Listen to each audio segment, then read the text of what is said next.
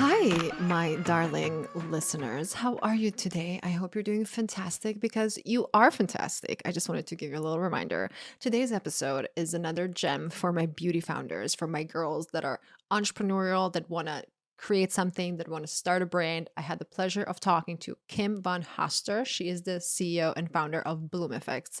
Bloomeffects is a brand that is utilizing the power of tulips. Tulips have this ability to repair itself. And Kim noticed that. I actually love her story. So you're going to hear everything in the episode, but she was living and working in New York, hustling in the corporate world, in the beauty space.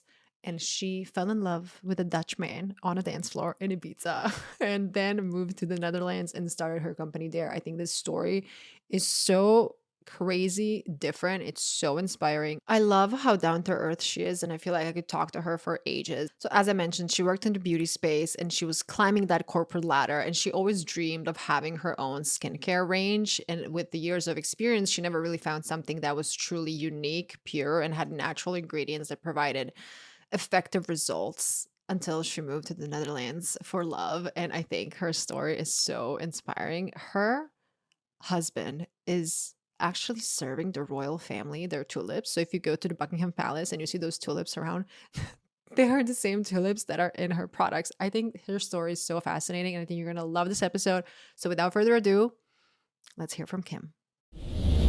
Kim, welcome to Bougie Best Friend Podcast. Thanks for having me, Coco. I'm so excited to be here. Okay, we met 2019. I think that's the year that we established offline as we were chatting. It was at an event in New York City, Ipsy Beauty. But I want to start with your entire life story because I know that you relocated your entire life once you met your husband and then you started your company. So let me just give you the stage. Tell me, where did you grow up? So that's a hard question. I'm Chinese Vietnamese by descent, and I grew up in Melbourne, born and raised. And then I actually moved to New York, and I lived in and worked in New York for about a decade. That's where I climbed the corporate ladder, worked in the beauty industry, and then I fell in love with a random stranger on the dance floor. Turns out he's a Dutch tulip farmer. And then I moved to the Netherlands for love. So I am a global citizen, I like to say. Love it. Tell me about your days in New York. You said you were climbing the corporate ladder and you were working in the beauty space. How did that look like? It was tough because also, given that it's so competitive in New York anyway, if you're an American and you've been at Ivy League schools and you have credentials or a graduate program from the top cosmetic companies, Estee Lauder, LVMH, whomever, then even then it's really, really challenging. But for me, I went to a college that no one has ever heard of before in Melbourne. It's called Monash. Like, it's famous in Australia, but no one else in the States knows where I went to college. And I had no local US knowledge and experience. So trying to crack that first job in in beauty or cosmetics, it was really difficult. So my strategy, I actually came from pharma, and my strategy was to find a small up and coming company that actually had pharma brands as well as cosmetic brands, and then I could transition. And I literally sat down with the owner of the company at the time and I said, I'm accepting this brand manager role. It's 6 years, like, kind of before my resume. And I was going, going backwards 6 years, but I'm going to take it. And within 6 months, I'm going to be your most senior marketing person and I'm going to be running this office. And then 6 months later, I love this. 6 months later, he gave me the smallest brand and the like kind of most junior title. And then within 6 months to 12 months, I was running the place. I was doing all product development, all marketing for, pretty much all of the categories. And then within 24 months, I was definitely doing all the marketing, product development for all categories. So that included skincare, color cosmetics, hair care, oral care. And so that really gave me the opportunity, soup to nuts, to really understand how to build a brand in the United States.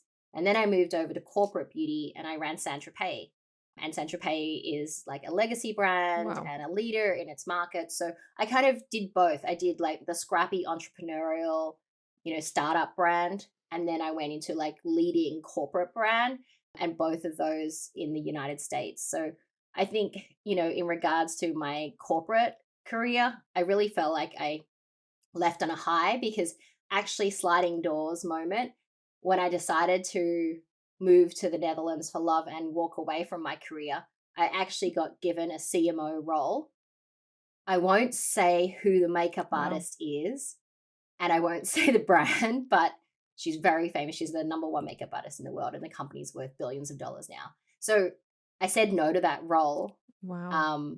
for love, and I thought, I'm going to say goodbye to my beauty career. And now look at me. Wow. Okay. So many questions here. Let's start with if you can point out one skill that you developed while working in the corporate space and working in the entrepreneurial space, pretty much doing the same type of job, beauty and marketing and skincare. What would you say? In the entrepreneurial space, this goes for the company that I run now, which is Bloomeffects. Launched it, and I'm the founder and CEO, as well as my experience in the United States. I would say being scrappy, and even though I don't like the saying "close enough is good enough," in the sense of it implies you haven't tried your best, but actually, in reality, if you're a perfectionist and you're an entrepreneur, the two don't go hand in hand. You will sweat the small stuff, you'll end up crippling yourself with anxiety, and the important things won't get done. So, in a sense, close enough is good enough, because you need to get through the volume of work as an entrepreneur, and you need to be scrappy, and you need to make things work on a dime, basically. So I think that would be my number one learning. And then in corporate, it was really how Hmm. to work key account management. I think that people don't really appreciate the power that retail has in the beauty industry. They talk about, the digital unicorns. And I think over the last 12 to 24 months, people are seeing the power of retail. A lot of those digital unicorns are in physical spaces now. There's no such thing as, a digital native kind of Casper or Warby Parker type brand in the beauty space. They all end up in retail. So the number one thing I learned from corporate beauty is how to work with retailers and how to speak their language and make it easier for them and walk in a straight line, because at the end of the day, they're running a business and you're one of 1,000 brands. So you need to make sure that the squeaky wheel gets the most oil, Hmm. but you also need to walk in a straight line. I love it. Okay, we're going to get into retail conversations because I think that's so interesting after the pandemic. People almost like miss that feeling of going to a store and talking to somebody and feeling the products instead of just ordering online. And I feel like with skincare and beauty, it's such a personal experience. So it's almost like that's a part of the process. You go and you touch different textures and formulas and you smell everything. And it's just a different type of experience unless comparing to ordering online. So I need to hear the story. You fell in love with a stranger on the dance floor. Which dance floor was it? It was Pasha. I don't know if you know that nightclub. There was one in New Yes. York, but the OG Pasha. There's one in Ibiza, right? Yes, that's exactly where we met. Okay. Okay, good. So So fun. I was just there first time ever a few months ago. I mean, in October, but okay, go ahead. I'm so interested in this. I was on a girls' trip. He was on a guys' trip. We locked eyes on the dance floor, as the story goes. But you never think you're going to marry the person you meet on a random dance floor. But I ended up Hmm. doing that. Uh-huh. It turns out that he's a fourth generation Dutch tulip farmer. So we fell in love very quickly. We were essentially long distance pen pals for a while, because, I was working my crazy hours in New York and he's on the farm every day. And we really fell in love kind of via text and video calls.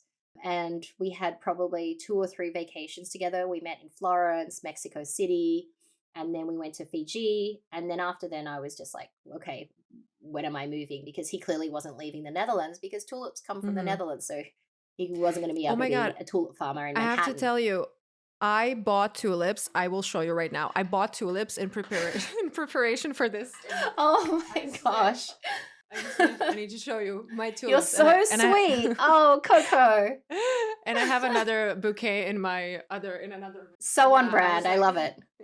I need to be on brand when I'm speaking to you. Okay, how since my audience loves to talk about dating and relationships, and you can just tell me, how did you guys manage to maintain that long distance relationship? Because often break long distance relationships because one person is not willing to move, or if you can give me just one or two things that kind of held you guys together at that time. I think honestly, I broke all the Manhattan dating rules. Like, in New York, you have these rules where you don't talk about titles and you don't talk about expectations and you don't lay it all out in the line. You have a drink and then a coffee and then you go and get ice cream and then you have to count, like, I don't know, 15 dates before you even say, are we exclusive? And the talk is about exclusivity, Mhm. not even about titles. It was draining in New York. I was completely opposite. So I thought, this is a foreigner. He doesn't have like New York standards in terms of dating rules. I'm just going to go for it. Literally, the first time we talked, I'm like, I'm 34. I want kids. I want a husband. This is what I want. I'm prepared to move, but this is what I want. I want 2 kids before I'm 40. Like, Mhm. and I think that's what worked, because I was completely honest from the beginning and managed all expectations. And he's like, great, I want that, but I'm not leaving the Netherlands. And now you have two beautiful kids and you're living in the Netherlands and you're running a hugely successful business. And that's, I mean, the dream. Thank you. And I did end up having the two just before I was 40. So Fleur, my second, she was born when I was 39 and I turned 40 like 5 months after, 6 months after. Do you manifest and you believe in like vision boards and stuff like that? I manifest. I don't have a physical vision board, but I do have a very specific vision board in my head, a mental one. And I did always picture myself having 2 girls specifically before I was 40. And I didn't manifest the Netherlands or Hmm. Amsterdam or Europe. I didn't know who he was going to be and what my life would look like, but I could always see my daughters, which is really strange. I love it. Okay, let's talk about your move to the Netherlands. So you were living in New York for how long when you decided to make the move? It was less than 6 months that we met, and then I decided to move, and the move took longer than, all the visa and everything like that. So, Yeah. we met in August and I was here for tulip season. I was here in April. My birthday is in April. That's another sign. I don't know for Oh, what, but I love it. well, Yeah. you're so on brand. So on brand. How long were you living in New York before you moved to the Netherlands? Because I'm interested in the culture shock. Almost 8 years. Yeah, almost 8 Hmm. years in New York. And Australia and New York, that was seamless. Like, I feel like Hmm. Aussies, I don't know if you have Australian friends, but Aussies kind of just really, yeah, really assimilate to especially New York life. The hustle, the bustle it's a bigger city, but culturally pretty similar. So I Hmm. didn't have any culture shock going to New York, and then coming to the Netherlands, it was a huge culture shock. And I think it still is. Like, I don't really Hmm. think I've integrated, to be honest, and it's something that I need to work on. What do you think is the biggest difference when it comes to lifestyle? Oh my gosh, everything, everything. I dream big, and I Hmm. always wanted to start my own business. And when Bloomeffects was just an idea and a PowerPoint, and I didn't even have lab samples, I feel like a lot of my friends in the States were like, "Oh, this is going to be a startup. This is what you're going to do. Like, we need to connect you with this person in tech. Have you spoken to this person? They're a trader. They can give you advice. It was all like hustle, hustle, hustle, and how big Hmm. can you make it? And I think that's very much the American dream. But in Europe, it's like, just be normal. Like, get a 9 to 5 job. Why are you making your life so hard? You're planning to have babies. It was just very, very different. A lot of people work part-time here as well, so they can't understand why I didn't take maternity leave both times, that like I was on conference calls in labor. Those things are not Hmm. normal, but I needed to do them because I'm working in a startup and the founder, but certainly not Dutch culture. And then I think the other thing that was a huge shock is, do you ever go Dutch on a check? You know how people say, let's go Dutch on a Uh-huh. check, at a restaurant? The biggest conversation on my podcasts. That's how they do it. They always go Dutch. They call it going Dutch for a reason, because Dutch people Wow. invented it, and they'll send you a Venmo for like, $1.26. Wow. I didn't even recognize the Dutch that's why they call it Dutch. That's insane. So how long have you been in the Netherlands now? I want to say 5 years. And I Hmm. don't speak a lick of Dutch, unfortunately. I understand 4-year olds Dutch, but I would say Oh my daughter wow. speaks better, It's much very better Dutch than I difficult. do. I feel like it's It's a such a tough difficult language. language. Let's talk But what I about love about the go Netherlands ahead. is the tulips, the healthy, like the healthy atmosphere here. They're the tallest people in the world. They're the happiest kids in the world. There are a lot of things that are from a social perspective, like their social system and their safety net is really good. And a lot of the things that I appreciate as an Australian, I think are good here, like free education, free healthcare, etc. Yeah, that's exactly how it is in Croatia. I feel like I had everything free growing up. Had good grades, so I went to college for free. And here, it's just insane. Just such a big difference. And I, when you were saying how here in the Netherlands people don't understand the hustle and bustle, that's the same thing in my home country. People were always telling me, "Why do you need to work? Like, why are you working so hard? Just relax. Just just take it easy. You don't have to prove anything." But I think you just have that fire in you your entire life. So you said that you always wanted to have your own brand. So I want to know from the very beginning when you even first came up with the idea, how was that entire process for you? It really comes down to one moment, and I know that this sounds cliche, but I was arranging a vase of tulips. We'd hand cut them from the fields. Like I said, I just moved here from New York. I moved in time for tulip season because it was a bucket list. I wanted to see the tulip fields. I wanted to be that Instagram girl that is running and frolicking through the fields. So we hand cut some tulips. By the way, you can't do that unless you know the farmer because obviously it's private Mhm, property. But yeah. I knew the farmer. I You knew know the the farm. farmer. So we You hand knew the cut. fame. I hand cut some of his produce, and then I put it in a vase. And as I'm arranging them, I said, "Hein, no offense, I really do love tulips, but they're kind of annoying. They flop over in a vase. What do I do?" Like I thought he was going to give me a tip of a shot of vodka. Is it put a penny in the water, cut them on a certain angle. You've heard all of the tips and hacks of Uh-huh. how to get your tulip standing up straight, right? And he was quite defensive, obviously, because he's a tulip farmer. And what he said was, "Kim, that's the beauty of a tulip. They're one of the only flowers that continue to grow after they're cut." And I was like, huh. So they're regenerating on their own. And he's like, "I guess you can call it that." So then obviously my beauty brain was going off. And I was Mhm. like, from a marketing perspective, what a beautiful story. What a simple message. Everyone taking something that every single person on earth knows what a tulip is. And everyone has had that same experience of tulips flopping over in a vase. If I can somehow capture that in a bottle, work out what compounds create that, and if they're good for the skin, we have something magical. We have something that's breakthrough. And not only that, it's waste because I know I called my husband a tulip farmer, but actually he's a bulb Mhm. grower. So he doesn't use anything above the soil. That's all waste or byproduct. He's digging up the bulbs and selling the bulbs. So we're starting from a waste, a byproduct, and then upcycling that for something great that delivers fantastic results to the skin. I'm like, this is too good to be true. Surely someone's done Mhm. this. Quick Google search. No one's ever used tulips in skincare. I'm like, okay, so we would be the first. And I'm getting so excited. I'm like, how do I start this, Ohine? Like, I have no capital behind me. How do we find out what's in a tulip? And he's like, surely there's government grants, Kim. Like, all I can do is, I'll look at government grants in terms of circularity because we're starting off with a tulip farmer and we're using a waste or byproduct. We can then get government grants. I'll find something. So, of course, he was right. We got two government grants actually, and they were based on the notion of circularity within the tulip industry. And the tulip industry is obviously so important to the Dutch economy. So, we Mhm. got the government grants and we were supported by the University of Leiden. And that's where we identified the compounds: auxin, kenetin, and flavonoids. They're the three main compounds that are rich in a tulip, and they've already been documented in skincare. So this is not a new compound. This is an existing compound that's already used in skincare, but this is a new and rich source.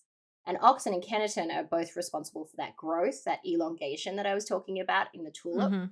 And they provide strength for the skin barrier, amino acids. They also balance the skin. And then flavonoids are a rich form of antioxidant. Drinking red wine, eating dark chocolate, they're rich in flavonoids. So it makes sense. The more pigmented the flower, the higher the flavonoid count. And tulips, if you ask anyone about tulips, what do they love? It's the color. Wow.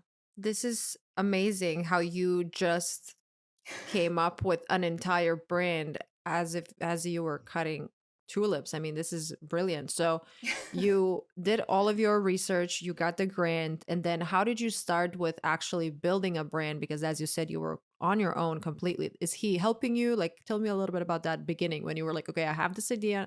Now let's make it into reality.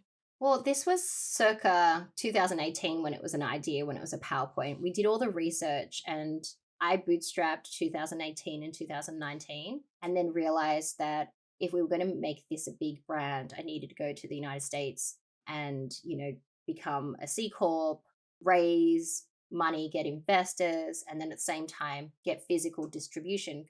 Coming from the beauty industry, I've always believed in true omni-channel. I didn't believe in digital natives. And we talked about that just before about how Hmm. even digital natives have all gone into retail. And so for me, I was like, I need to secure a strong retail partner out the gate. And we were so lucky. We got Saks, Bloomingdale's, Blue Mercury, Credo on air on QVC, like within the Hmm. first 3 months. I think no indie brand has done that. We launched end of November 2019. So we were in retail within the first quarter of Wow. 2020. And you know what happened in March of Oh, 2020, right? of course. Um, Of course. all this inventory in stores we'd raised, and then the Mm. doors closed. And I couldn't get back in the country until I think it was middle of November 2021. You were stuck in the Netherlands or in Europe. the US? Okay. I Wow. was stuck in Europe. Luckily, I didn't get on a flight because I remember Trump said, we're closing the borders to Europe. It's going to happen 6 p.m. Friday night. And it was March 2020. And I was calling the QVC buyer because I had an on air show on that Saturday. And I was like, Oh there's my still god. flights available. Maybe I just I'll land at 6:45. Surely they won't close the border at 6:45. I'll only be 45 minutes late. And then I'll come home. And then they were like, we don't know what's happening. We don't know how serious this is. We don't have a procedure. We don't have a policy. Maybe you can Skype in. And I was like, oh, if you're willing to Skype, I'll do that. This was the first time that QVC had even considered Skyping.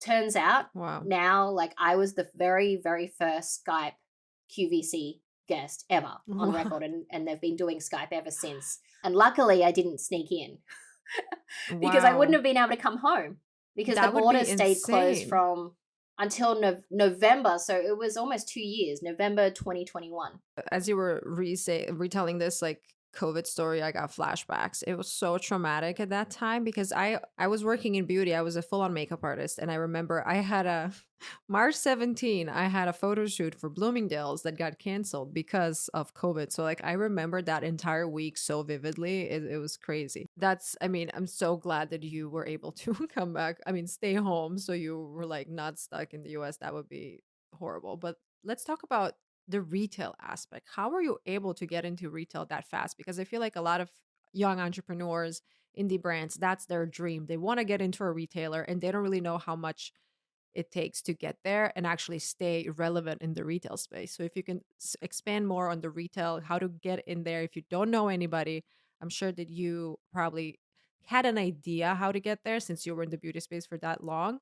But if you can tell us a little bit about getting Yeah. into dream retailers. I think the main thing is having those relationships, keeping those relationships alive. I was then able to hit my Rolodex again. And of course, all of my work, my effort, my, accolades, everything that I'd achieved in corporate kept us, connected in terms of us and the buyers. And then when I was presenting our product, I was like, this is my own baby. This is my personal story. They were also curious, like, Kim, it's been a couple of years. What are you doing And I'm like, oh, I met a Dutch guy. I moved to the Netherlands. So it was semi catch up, but also, look, here, I've got, a product in a jar to show you in a PowerPoint presentation. So even before we went into official like manufacturing, we'd secured 3, 4 top retailers, which was pretty Wow. incredible. Wow. Okay. Tell me about the brand. The branding is beautiful. It feels so luxurious, and the textures and everything is just so high end. So, how did you first decide to go that route versus having it like, your typical everyday, I don't want to call it cheap moisturizers, but you know what I mean? How did you decide to go that route and how did you go about the branding? For me, it was very organic. I think being a founder, you get the privilege to choose what you like. And I'm in my 40s, so I'm not Gen Z and I'm not attracted to fluorescent colors. I have full appreciation for brands that are fluorescent colors. And what is it, Gen Alpha now? They're going after, very poppy brands and they're Yeah. destroying Sephora. You've seen it all over TikTok. I've For seen it. me, Shocking. For me, I'm in my 40s and I don't try to be cool. So I guess our brand doesn't try to be cool. We want to be classic. We want to be efficacious. We want to mean something to someone, whether it's a gift for yourself, because, self care is so important, or a gift for someone that you love. You want a beautiful unboxing experience that is elevated and elegant and timeless. So going for timeless generally means that you go for more, traditional lines, even architecture, in design, in anything aesthetic. It brings you back to more traditional formats, but you can do that in a modern way. So we have really modern textures, and I didn't compromise on the textures just because our branding looks more heritage. Doesn't mean that the formulas are heritage, because I'm inspired by K beauty. I'm Asian myself. I've worked in the industry for decades. I know all the best manufacturers and chemists in the world. And so I had the ability to go speed to market in terms of creating our proprietary Dutch tulip complex, and then going to the best formulators in the world who make all of the best luxurious brands. And you'd be surprised, there's only like a handful of laboratories actually that make the best of the best. And I was able Mhm. to produce incredible textures, incredible formulas. And I think our secret sauce is, again, lazy mum here. I am very simple in my routines. So I always wanted products that were taskers, like they do more than one thing, because I don't have any time and I'm sleep deprived and I'm busy. Mhm. So, and I'm also lazy as well. I just don't have the passion and enthusiasm with my own face to stand in front of the mirror for a very long time and do multiple steps. I'm a bit ADHD when it comes to that. So I need to like get it done quickly and just move on. And so all of our products, Mhm. yes, they look very luxurious and they look very elegant, but they're really efficacious. We use clinical grade ingredients at the raw material clinical grade, which is very important, because these days they can say all of the keywords, glycolic acid, glycerin, etc., etc. But what percentages are they actually using? Maybe it's fairy dust and the rest of it's filler. We actually use clinical ingredients Mhm. at clinical grade. Plus, we have our tulip complex. And plus, we have really fun textures because, again, I've come from beauty, I've worked in retail, and I know you need demonstrability. And you've worked in beauty as well. Like, part of having the client experience is that sensorial, like, Mhm. experience. They want to feel pampered, even if it's just 15 minutes. And that comes from texture. Texture doesn't necessarily mean that Mhm. it's going to do better or it's going to last or it's going to fix your wrinkles. It's about sensorial, but it's very important where you're stopping a client, and they're trying to buy, the cream that they've bought for 20 years. If you want to say, try this, it's the texture and the packaging that stops them. Then it's the story. And then they have to believe that it works. So then you hit them with the clinicals and the before and afters and the consumer perception studies.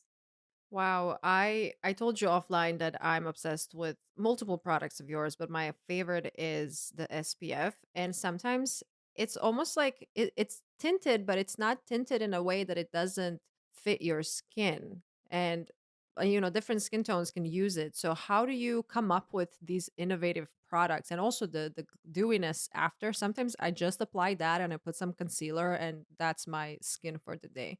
So how do you come up with all of your products? I mean, I'm sure that you, as with your experience, you kind of, I don't want to assume, but you can kind of see what's going to be trending and what's going to attract the audience. But at the same time, I'm sure from concept to market, there's a long it's a long win. So as you were saying, things go viral, Gen Z goes this and that, and maybe you're creating a product. And how are you sure that in a year or so, when the product is actually finished, that it's still going to be relevant? If you can speak a little bit on that. Yeah, I think virality is very important. And obviously, the sensorial textures, new categories, that's really important. But if I go back to kind of fashion analogies, like a little black dress is never going out of fashion. You need a little black dress. You need, a white shirt. You need a blazer. You need a nice belt. You need a pair of loafers. You need a pair of pointy heels. Like these are just things that a classic and never will go out of fashion. And in skincare, it's the same. You need a moisturizer, you need an SPF, you need a vitamin C, you need something to wash your face with. And then at night, you need a retinol. And then the rest of it is just like, the icing, the frosting on the top. And so for me, it was like Hmm. building a regimen that had the bare bones of the little black dress and the white shirt and the blazer, but delivering it in a different way. And I think Hmm. that having products again that are multitask like friendly, that can be used not just a moisturizer but a mask, or a product that you can use as a slugging alternative, like our nectar, which is my absolute favorite product. Hmm.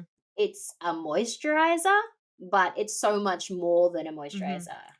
And yeah, I think this is the product that I Hmm. showed you when we very first like had the very first meeting. And Yes. it's so unique, right? It looks like honey.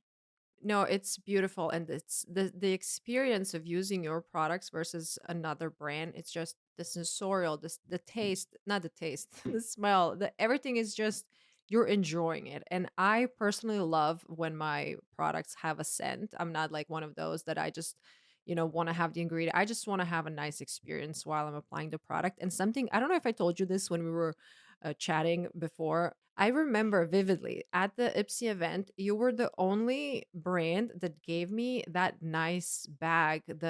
Is- what is that?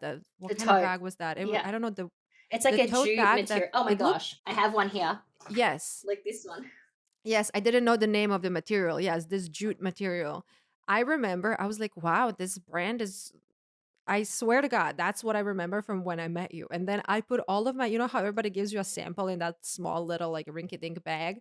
So I put all of those small samples in your bag. And this is branding 101. Like, give me a nicer bag and I'll just, I'll just show your product instead of all these other ones. So that's something that I I remember love it. since 2019. And I had to share. So for somebody who might be starting a brand today, how would you suggest they, because there's so many brands today. Everybody, everybody's trying to speak to a different type of audience. Some people are Gen Z vibes, some people are going for the more mature.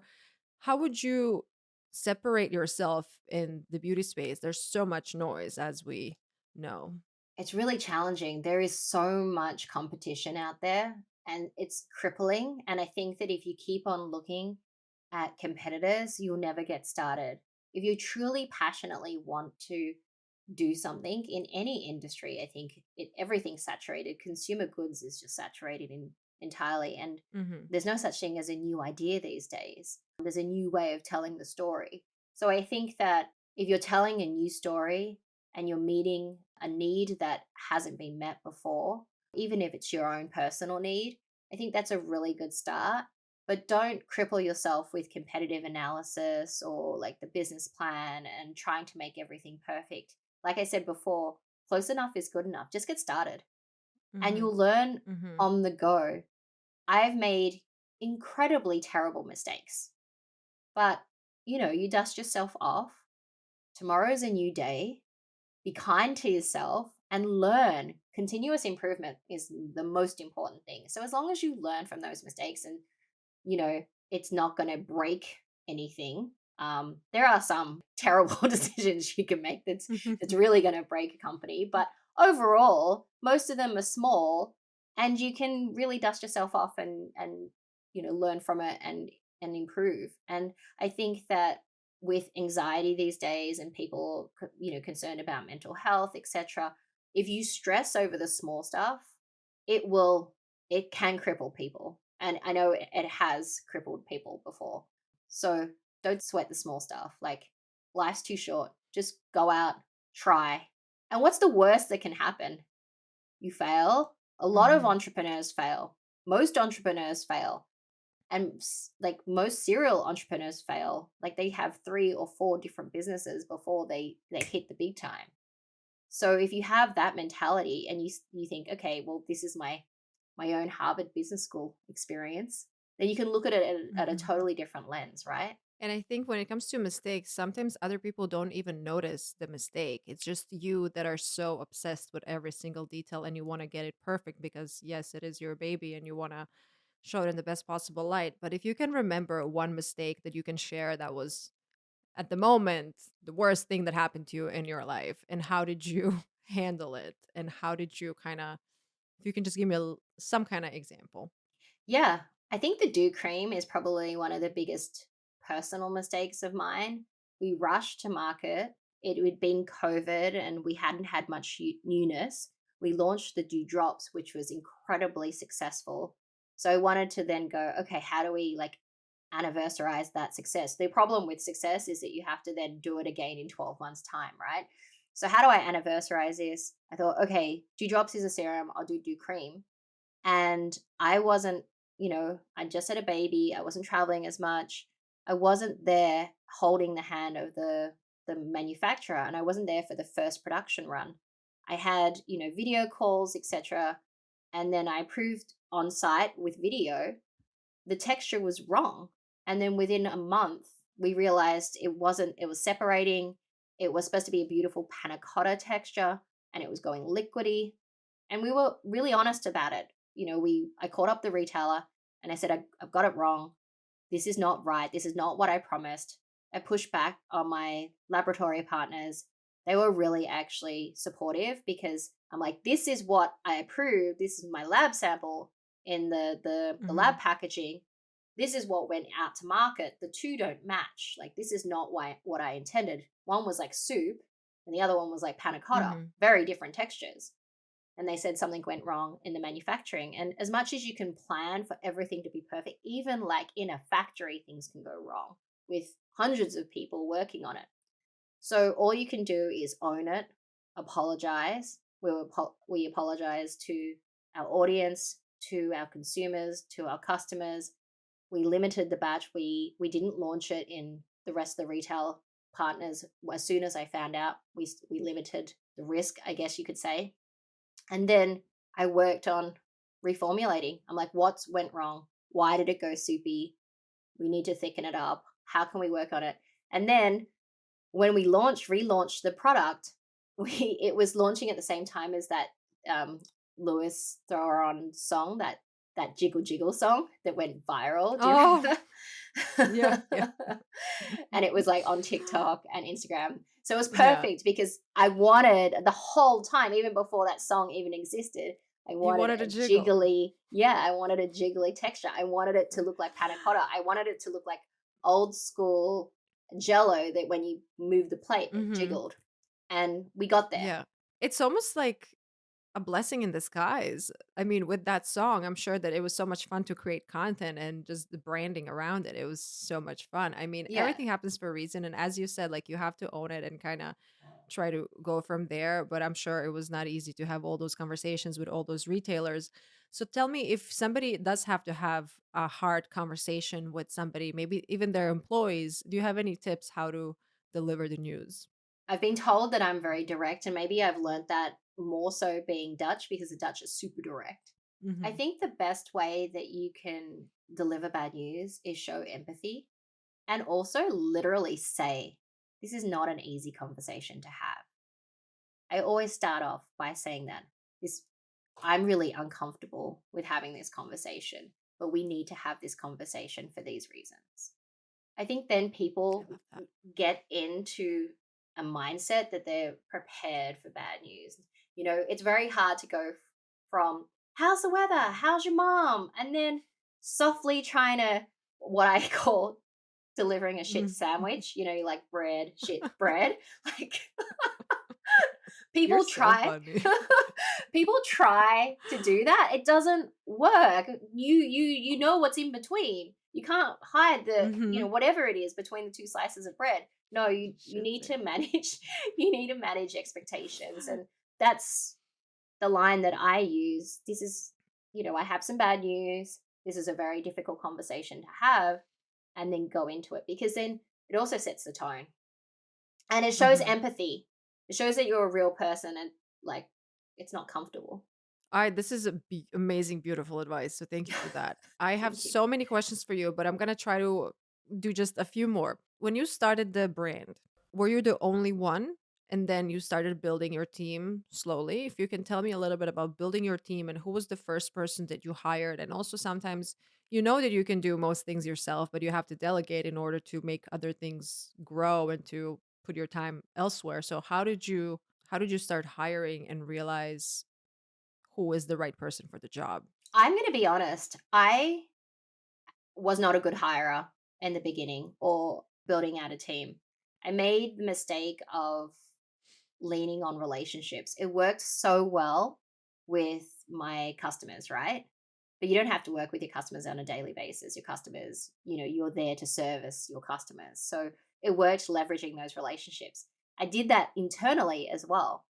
And sometimes running your own business and having close friends work in your team isn't the secret sauce. I know some people, it works really well for them. And unfortunately for me, maybe it was the distance, the time zones, the fact that I was going to motherhood, and the stress of that. Perhaps it was because I worked in corporate and I've done a lot of reflecting, and I was a different person Mhm, in corporate. Maybe you care so much more when it's your own business, and maybe I was a different person. I'm not sure what exactly the answer is, but I think that I made a lot of recruitment mistakes in terms of fit because of not being able to have the people in one place, in one location. And I don't want to blame mhm. technology, but working from home and recruiting over a laptop, even if you know the people and you've known them and they're, friendly or ex co-workers or whatever, it's just not the same. And then not having a physical office to go to every day and build a new culture, you're relying on the old culture. You're relying on what you used to be, or when you used to both live in New York, etc. Things change, people move on. Mhm, And not having that center of gravity was very difficult to recruit. So what I've done now is really to build a team that wants to work at Bloom Effects. And I truly believe in personal grit. And so I stopped looking at people's resumes, to be honest. And I didn't look at like accolades or what they've achieved, or, what companies they've worked at, because it turned out all the cookie cutter people weren't necessarily right for the entrepreneurial startup mhm. lifestyle, and weren't right for the fact that we work on four different time zones. So we have people in Yeah. Australia. We have, because I'm Aussie, Mhm, we and my dad and my brother still work in the business, and they help me. My brother's my Excel mhm, spreadsheet guy, and my dad is my numbers guy and my ops guy. And I, mm, work in Europe, and then we have East Coast, and then we have West Coast. So I don't sleep, and I work, round the clock, and I take breaks when I can. I take naps when I can. I shower when I can in between calls and different time zones. And it's not a life for everybody. It's just the way we've organically built because of COVID, and we never really recovered from COVID in terms of having a center point of gravity, because our customers and consumers and our business is American, and the founder and the tulips live in the Netherlands, and I can never change that because this is where the tulips are from, and we're a tulip brand. Like, it's yeah. it's literally the root of our business. So we're always going to have a seed between the customers and, the raw material. Yeah, so Mhm, I've had to really learn how to build a team around that, and it's extremely unique. And I'm pleased to say that I love our team. They're like family. Some of them are actually family, and mhm, I've really had to focus on people that are self-starters, self-motivated, and I would say grit is the number one red thread that they all have. Some of them didn't come from the industry, some did, and most of them didn't have the L'Oreal, Estee Lauder, Coty, Shiseido. Not that there's anything wrong with those big companies, mhm. but for us personally, like in our team, no one's come from those backgrounds except my dad. Not those companies, Mhm. but he's worked for really big beauty companies. So I would say the only cookie cutter person on paper in terms of beauty resume is ironically my Is your father dad. and me. And me. Wow. I just think your story is so fascinating, and I just think I can like listen to you speak for so long because you're such a wealth of knowledge when it comes to all things business and building a brand, and you have this background and that background, and now you have this business of your own. So I really wanted to thank you for Thank you, coming on here Coco. today and sharing amazing tips, and just I love your brand truly, and I only have people on my podcast that I truly want to hear from. So I'm so happy you came on, and I would Oh, love for you to tell everybody where they can find you, where they can find the products. yes, of course. Check out our website, bloomeffects.com, and also trusted retailers like Blue Mercury, Credo, QVC.com, Saks, Bloomingdale's, if you're in the United Kingdom, Harrods, and Sephora. And if you don't know where to find us, just follow us on Bloom Effects, TikTok, Instagram, Facebook, and you can DM us and we'll point you in the right direction. Would you be open to doing a little giveaway for my audience? Yes, Coco, let's do it. What do we do? Where do I sign up? Okay, they have to head over to Bougie Best Friend Instagram, where I'm gonna post a little clip from our conversation. They have to tell us what was their favorite part of the conversation, and obviously follow Bloom Effects on Instagram. And then we're gonna notify the lucky winner through my Bougie Best Friend page. I think that's so much Amazing. fun. Okay, The how lucky how listener many? will be able to win a Yeah. $150 gift card. Okay, perfect. Love that. So make sure to leave a comment on my page and follow Bloom Effects, and you might just win a really lovely gift card. So thank you for that.